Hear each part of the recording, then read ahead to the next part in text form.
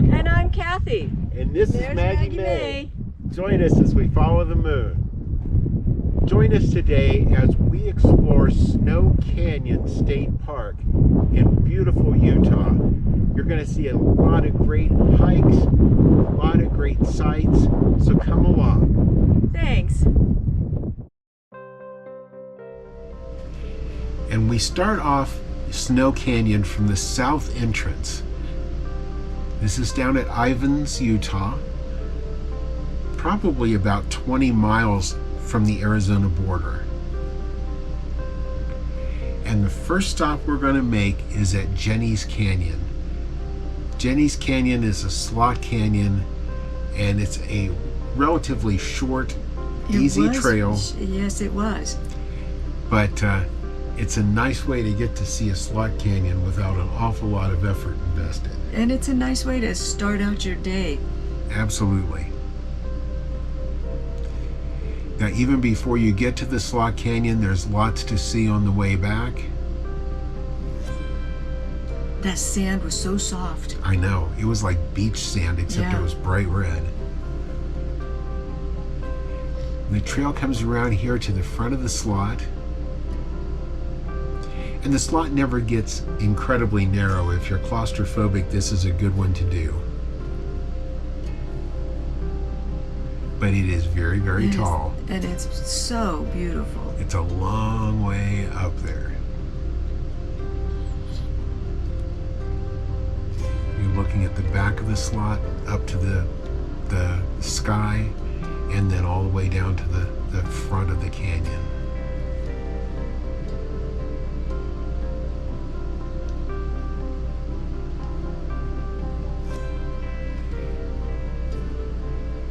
It's a great, great trail.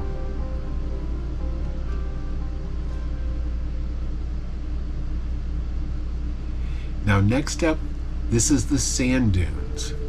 And that same soft red sand you'll see here in front of all of the rocks.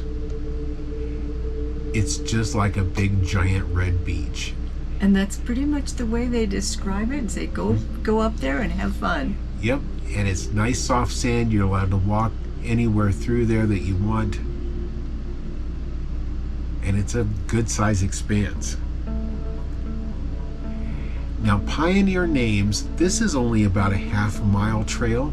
Again, it starts off with the soft red sand. That is a really neat arch in process. It is. This is a nice little trail too. It's different though that you drop off at one spot and then the end of it, it's like a U shape, so it comes out to the road. Oh, I love that. Yep, there are windows back here. It comes out to the road at the next spot, which isn't too far down the road, but it's not quite an exact loop.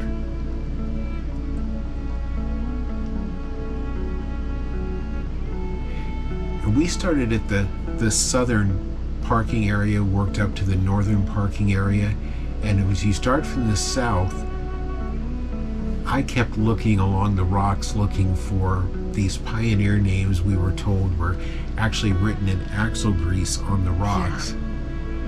The datura was blooming all the way along there. It's been everywhere, so pretty.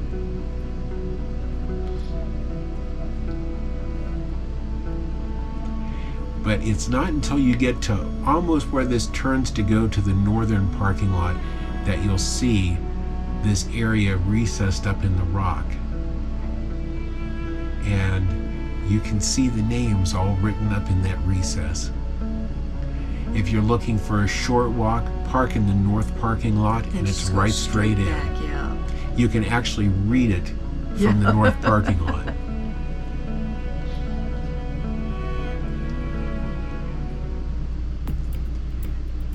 Now next up we stop at a trailhead for the Red Sands, the Hidden Pinyon, and the Whiptail trailheads.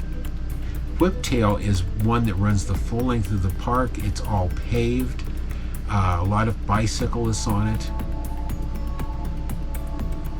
And it's a distance. If you're going to walk that, be prepared for it. I think a couple of these longer trails were upwards to 16 miles. Yeah. start early, bring lots of water, good shoes. Our next stop was the visitor center and campground. Little hummingbirds out there enjoying the feeders. The campground is really nice. They've got shade structure over picnic tables for all of those sites. They actually do have water and electric sites for $45 a night, or no hookups for $40 a night. Now you're starting to see more of this black in here, and that is lava. And as you go on through here, this becomes a lot more volcanic, and you can see it in the hills back in the distance, as well as in the grounds up closer to the road.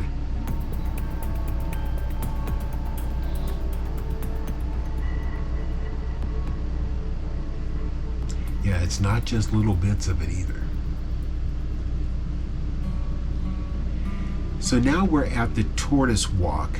Again, a very nice short trail, and this trail is got one sole purpose, not only to give you some beautiful scenery, but to educate you on the desert tortoise population.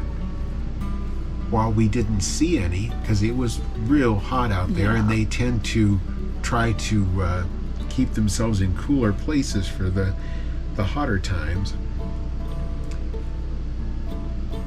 But it does, as you go through this walk, tell you all about the desert tortoise, how their life cycle is, where they live. They like the little places in between rocks where it's cooler. They'll also burrow down into the ground. Yeah.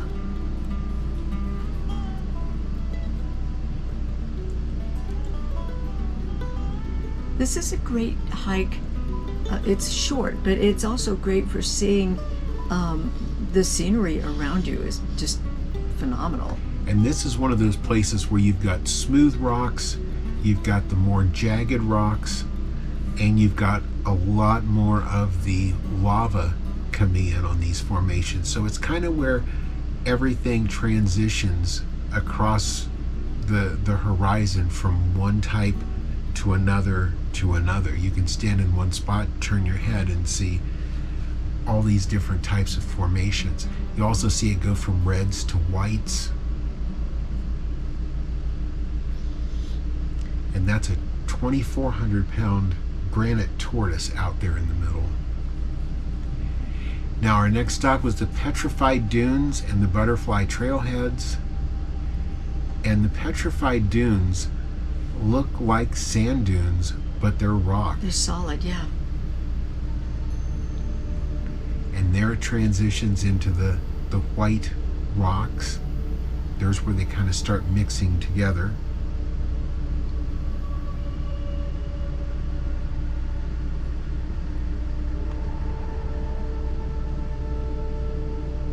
There you can see the dunes coming out in front of the regular rocks.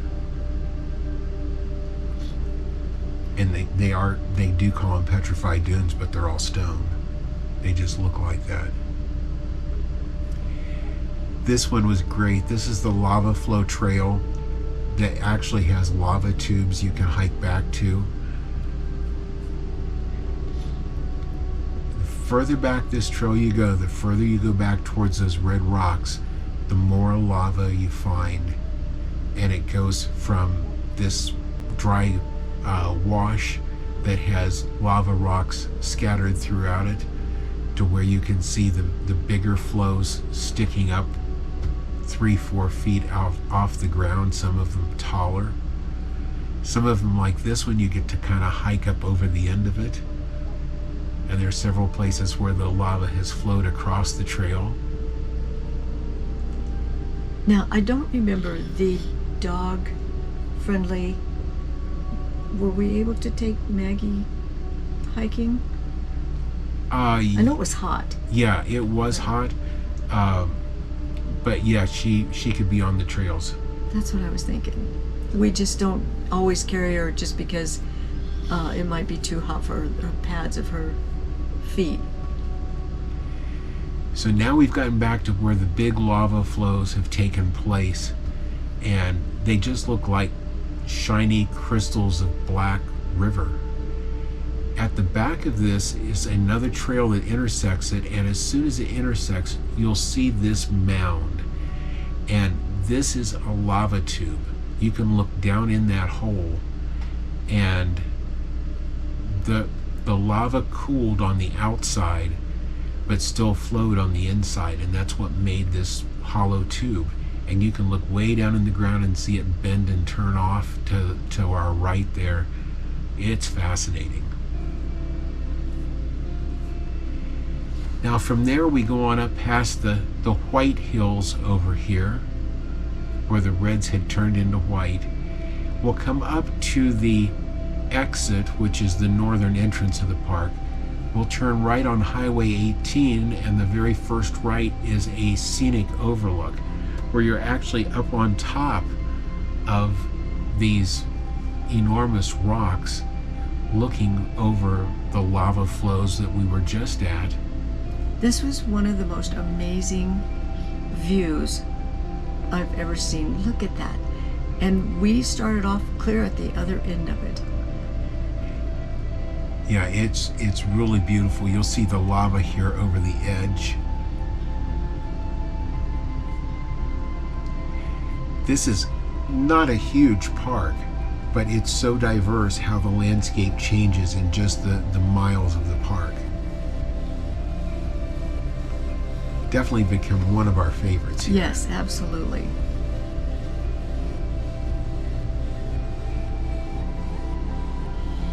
And there's more of the lava on the side of where we're standing.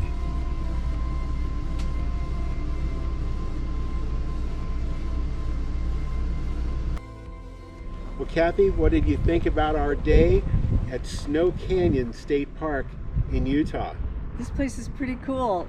And I don't mean because it's named Snow, but it is amazing. That's about the only thing we haven't seen today is snow. Yeah, yeah. It is beautiful, and if you don't like what's right in front of you, make a quarter turn and it's completely different. And it's that way throughout the entire park. It is just amazing. So with that, if you've enjoyed the video today, leave us a thumbs up. We certainly appreciate it. And if you haven't already subscribed, watch for the dot at the end of the video. If you tap that, you can ring the notification bell. You'll know when every one of our videos come out. And thank you for following us as we follow the